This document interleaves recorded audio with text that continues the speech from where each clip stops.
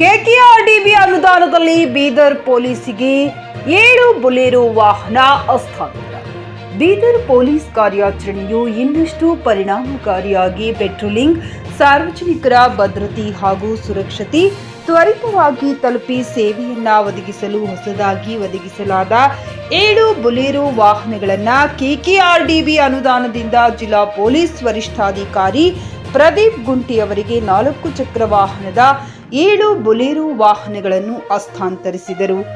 ಜಿಲ್ಲಾ ಪೊಲೀಸ್ ವರಿಷ್ಠಾಧಿಕಾರಿ ಕಚೇರಿ ಆವರಣದಲ್ಲಿ ಹಮ್ಮಿಕೊಂಡ ಕಾರ್ಯಕ್ರಮದಲ್ಲಿ ಉದ್ಘಾಟಕರಾಗಿ ಆಗಮಿಸಿದ ಈಶ್ವರ್ ಬಿ ಖಂಡ್ರೆ ಅರಣ್ಯ, ಜೈವಿಕ ಮತ್ತು ಪರಿಸರ ಹಾಗೂ ಬೀದರ್ ಜಿಲ್ಲಾ ಉಸ್ತುವಾರಿ ಸಚಿವರು ವಾಹನಗಳಿಗೆ ಪೂಜೆ ಸಲ್ಲಿಸಿ ರಿಬ್ಬನ್ ಕಟ್ ಮಾಡುವ ಮುಖಾಂತರ ವಾಹನಗಳಲ್ಲಿ ಕುಳಿತು ಚಾಲನೆ ನೀಡಿದರು.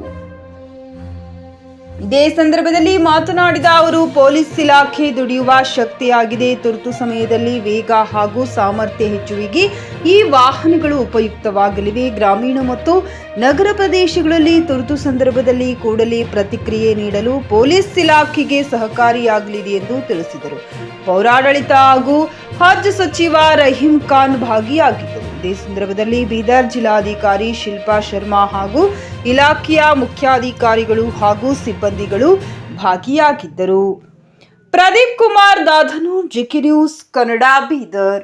ಬೀದರ್ ಜಿಲ್ಲಾ ಪೊಲೀಸ್ ಇಲಾಖೆಗೆ ಕಲ್ಯಾಣ ಕರ್ನಾಟಕ ಪ್ರದೇಶ ಅಭಿವೃದ್ಧಿ ಮಂಡಳಿ ವತಿಯಿಂದ 7 ಹೊಸ ಬೊಲೆರೋ ವಾಹನಗಳನ್ನು ಇವತ್ತು ಮಂಜೂರಿ ಮಾಡಿಕೊಟ್ಟು ಅದಕ್ಕೆ ಚಾಲನೆಯನ್ನು ಕೊಟ್ಟಿದ್ದೇವೆ. ಬೀದರ್ ಇದು ಗಡಿ ಭಾಗದಲ್ಲಿರುವಂತಹ ಒಂದು ಜಿಲ್ಲೆ. ಹೀಗಾಗಿ ಇಲ್ಲಿ ಒಂದು ಕಡೆ ಮಹಾರಾಷ್ಟ್ರ ಇದೆ, ಒಂದು ಕಡೆ ತೆಲಂಗಾಣ ಇದೆ. ಈಗ ಅಪರಾಧಗಳನ್ನು ತಡೆಗಟ್ಟುವಂಥದ್ದು ನಮ್ಮೆಲ್ಲರ ರಾಜ್ಯ ಕರ್ತವ್ಯವಾಗಿದೆ.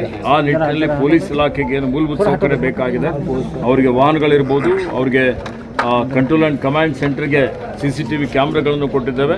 ನಾನು ಈಗಾಗಲೇ ಪೊಲೀಸ್ ವರಿಷ್ಠಾಧಿಕಾರಿ ಪ್ರದೀಪ್ ಗುಂಟಿ ಅವರಿಗೆ ಹೇಳಿದ್ದೇನೆ, ಇನ್ನು ಹೆಚ್ಚಿನ ಏನೇನು ಅವಶ್ಯಕತೆ ಇದೆ, ಇಲ್ಲಿ ಯಾವುದೇ ರೀತಿಯಲ್ಲಿ ಅಪರಾಧಗಳನ್ನು ತಡೆಗಟ್ಟಲಿಕ್ಕೆ ಇವತ್ತು ಯಾರು ಕಾಂಟ್ರಾಬ್ಯಾಂಡ್ ಗೂಡ್ಸ್ ಇರ್ಬೋದು, ನಶೆ ಮಾಡ್ಬೋದು, IPL ಗುಟ್ಕಾ ಪಟ್ಕಾ ಏನೇನಿದೆ ಅವೆಲ್ಲವನ್ನೂ ಇವತ್ತು ತಡೆದು ಕಾನೂನು ಸುವ್ಯವಸ್ಥೆಗೆ ಮೊದಲನೇ ಆದ್ಯತೆ ಕೊಡಬೇಕು, ಜನ ನೆಮ್ಮದಿಯಿಂದ ಶಾಂತಿಯಿಂದಿರಬೇಕು ಅನ್ನುವಂಥ ದೃಷ್ಟಿಯಿಂದ ಈ ಒಂದು ಕ್ರಮವನ್ನು ನಾವು ತೆಗೆದುಕೊಂಡಿದ್ದೇವೆ. ನಾನು ಈಗಾಗಲೇ ಪೊಲೀಸ್ ಅಧಿಕಾರಿಗಳಿಗೆ ಹೇಳಿದ್ದೇನೆ, ಇದೆಲ್ಲವನ್ನು ಸದುಪಯೋಗಪಡಿಸಿಕೊಂಡು ಇವತ್ತು ನಮ್ಮ ಬೀದರ್ ಜಿಲ್ಲೆ ನಾಗರಿಕರಿಗೆ ಒಂದು ಅಪರಾಧಗಳು ಆಗದ ರೀತಿಯಲ್ಲಿ ನಿಗಾ ವಹಿಸಬೇಕು ಅನ್ನುವಂಥ ಮಾತನ್ನು ಹೇಳಿದ್ದೇನೆ.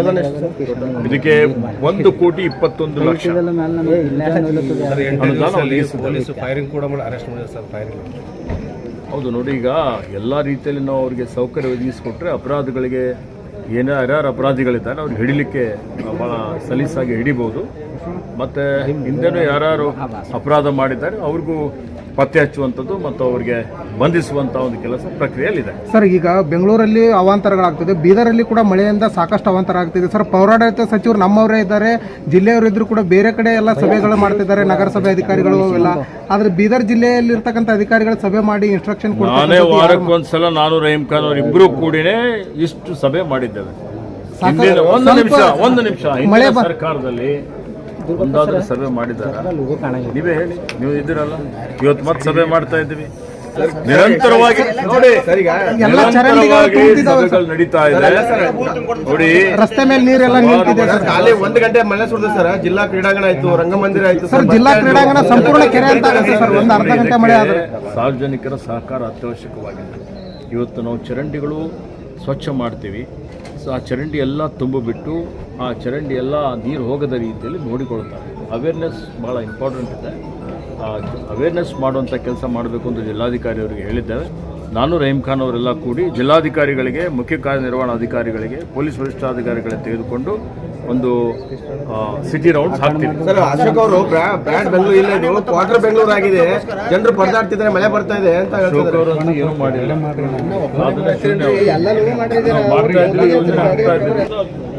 ಅವ್ರು ಹೇಳಿಕೆ ಕೊಡ್ತಾ ಇದ್ದಾರೆ, ಅದಕ್ಕೆ ಯಾವುದೇ ಮಹತ್ವ ಇಲ್ಲ, ಯಾರು ಲೆಕ್ಕಕ್ಕೆ ತೆಗೆದುಕೊಳ್ತಾರೆ. ಸರ್, ಈಗ ಶಶಿ ನಿಮ್ಮ ಮಕ್ಕಳ ಉಜ್ವಲ ಭವಿಷ್ಯಕ್ಕಾಗಿ ಶ್ರೀ ಶಾಬ್ರ ರೇಣುಕಾ ವೀರ ಗಂಗಾಧರ ಶಿವಾಚಾರ್ಯರ ಮಾರ್ಗದರ್ಶನದಲ್ಲಿ ನಡೆಯುತ್ತಿರುವ ಶ್ರೀ ಶಿವಯೋಗಿ ವಿದ್ಯಾಲಯ ಶಾಲೆಯಲ್ಲಿ ದಾಖಲಾತಿ ಪಡೆಯಿರಿ. ಇಲ್ಲಿ 1ನೇ ತರಗತಿಯಿಂದ 10ನೇ ತರಗತಿಯವರೆಗೆ ಪ್ರವೇಶ ಪ್ರಾರಂಭವಾಗಿದ್ದು, ಉನ್ನತ ಗುಣಮಟ್ಟದ ಶಿಕ್ಷಣದ ಜೊತೆಗೆ ಆಟ, ಯೋಗಾಸನ, ಡ್ಯಾನ್ಸ್, ಕರಾಟೆ ತರಬೇತಿಯೂ ನೀಡಲಾಗುತ್ತದೆ. 5ನೇ ತರಗತಿಯಿಂದ 10ನೇ ತರಗತಿಯವರೆಗೆ ವಸತಿ ಸೌಲಭ್ಯವೂ ಕೂಡ ಲಭ್ಯವಿದೆ. ನುರಿತ ಶಿಕ್ಷಕರಿಂದ ಬೋಧನೆ ನೀಡಲಾಗುತ್ತದೆ. ಎಸ್ಎಸ್ಎಲ್ಸಿಯಲ್ಲಿ ಈ ಶಾಲೆಯ ಫಲಿತಾಂಶವು 100%ವಾಗಿದೆ. ಹಾಗಿದ್ರೆ ತಡೆಯಾಕೆ? ಇಂದೇ ಭೇಟಿ ನೀಡಿ ಶ್ರೀ ಶಿವಯೋಗಿ ವಿದ್ಯಾಲಯ ಹುಮ್ನಾಬಾದ್. ಹೆಚ್ಚಿನ ಮಾಹಿತಿಗಾಗಿ ಸಂಪರ್ಕಿಸಿ 8747071091 ಅಥವಾ 9164643288.